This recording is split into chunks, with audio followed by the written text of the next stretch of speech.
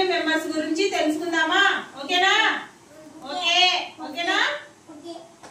ఇప్పుడు చరిత వాళ్ళ ఇంట్లో ఎంతమంది ఉంటారు, ఎవరెవరు ఉంటారో చెప్తాది. చెప్తాను లేసి. చరిత స్టాండ్. చెప్పు.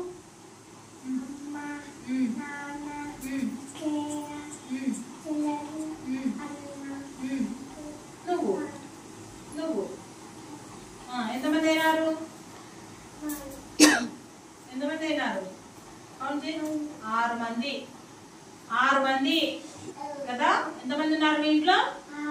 6 మంది. ఈ 6 మంది పేర్లు తెలుసా నీకు? చేతులు కట్టుకో. 6 మంది పేర్లు తెలుసా నీకు? చెప్పు. జడ్జి పేరు తెలీదు. తర్వాత అమ్మ పేరు? Very good.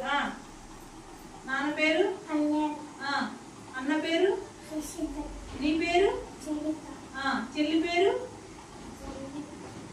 తేజశ్రీ కదా? అదేనా మీ చెల్లి పేరు? తేజశ్రీ.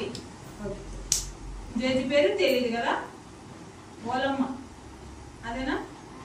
రేపు తెలుసుకోండి రా.